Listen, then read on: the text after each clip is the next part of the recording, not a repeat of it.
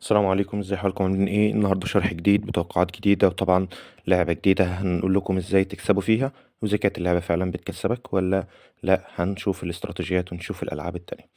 طيب ما تنساش ان انت لازم تكون مسجل بالبرومو كود ليام 15 عشان خاطر الاستراتيجيات اللي احنا بنقولها تشتغل معاك، وكمان ان انت تكون متابعنا على القناة عشان كل يوم بننزل استراتيجية جديدة تقدر اللي انت من خلالها تقدر ان انت تحقق ارباح كتيرة جدا. ما تنساش ان انت تكون في جروب التليجرام بتاعنا، لان هو اللي هيديك توقعات رياضية صحيحة 100% تقدر من خلالها تحقق ارباح لا متناهية. طيب عشان ما اطولش عليك الفيديو، تعالى نخش في اللعبة. اول حاجة اللعبة اللي معانا النهاردة هي لعبة بلينكو. هقول لك ان انت ازاي تقدر تكسب منها. طبعا هنفتحها عادي، هتلاقي عندك في الشريط بتاع الالعاب. على بال اللعبة ما تفتح هقول لك مميزات. برومو كود ليام 15، برومو كود بيديك 200% على الإيداع الأول. يعني لو شحنت 100 جنيه هتاخد 200 جنيه، ولو شحنت فوق ال 800 زي ما أنا بنصح دايما إن أنت تشحن في أول شحنة فوق ال 800. طبعا لو شحنت 800 تاخدهم 1600 تقدر تلعب بيهم. وانا بنصح بكده عشان خاطر ده اللي هيديك فرصة ربح كبيرة جدا، لان انت كل ما تكون بتشحن بمبلغ اكتر في الشحنة الاولى بالذات هيكون نسبتك في الفرص كتيرة جدا. زائد كمان ان انت معاك برومو كود ليام اللي هو ليام 15 اللي هيديك نسبة ربح كبيرة جدا 300% واكتر، كمان هيخليك دايما كسبان.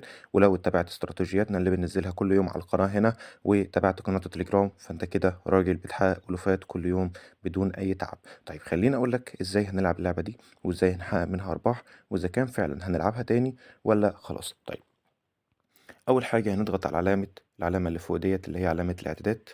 نشوف هنعمل ايه. مستوى الخطر هخليه عادي، انا مش عايز مستوى خطر عالي. بس خلي بالك ان انت كل ما يكون مستوى الخطر بتاعك اعلى كل ما يكون مكسبك اعلى. كل ما يكون مستوى الخطر بتاعك اعلى كل ما يكون مكسبك اعلى. فخلينا مثلا نخليها عادي ونخلي دومت 16. هنخليهم 16 واحدة. تمام.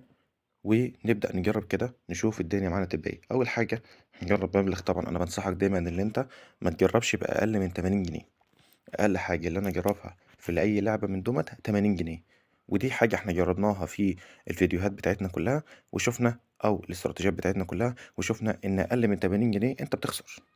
يعني لو أنا نزلت أكتر من واحدة كده، تعال نشوف إيه اللي هيحصل. ماشي. تقريبا أهو احنا بنكسب تقريبا يعني. الوضع ماشي حاليا في إن احنا نكسب على يعني معظم الحاجات احنا مش بنكسب. شايف شوية مكسب شوية مش مكسب، تروح 1.5 3. تمام تمام تمام، لا كده احنا تمام خالص. المرة التانية دي فلا احنا كسبانين كتير كويس. زي ما انت شايف كده هتظبط اعدادات اللعبة بتاعتك على 16. عايزين مستوى الخطر عالي عادي او ممكن نخليه منخفض. لو خلينا المستوى منخفض فانت كده كده يعني هتكون كسبان بنسبة كبيرة. لو انت بالنسبة لك لسه جديد فخلي لي نسبة الخطر منخفض. طيب تعال نجرب كده نسبة الخطر منخفض ونشوف هنعمل ايه. خلينا ننزل اكتر من واحدة.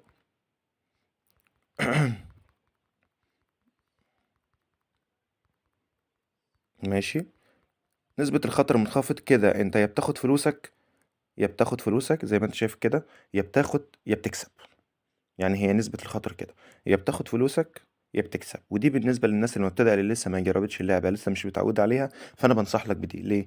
أنت بالنسبة لك مستوى الخطر منخفض هتخليها 16. لو أنت لاحظت معايا فأنت يا بتاخد فلوسك. تمام. يعني أنت عندك هنا واحد من 10، 1 و2، 1 و4. هي صحيح المكسب بتاعها قليل، بس في نفس الوقت برضه الخطر بتاعها قليل لأن مفيش غير واحدة بس نص هنا.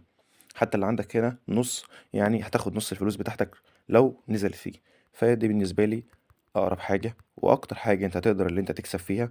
أنا شايف إن هي كويسة للناس اللي لسه بادئة. زي ما أنت شايف أنت يا بتاخد فلوسك يا بتاخد أكتر من فلوسك.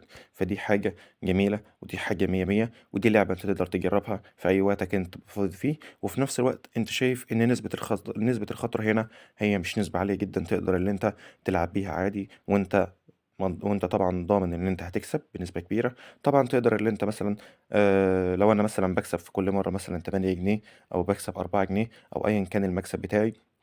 يعني مثلا كسبت 16. ماشي مثلا يعني 96 88.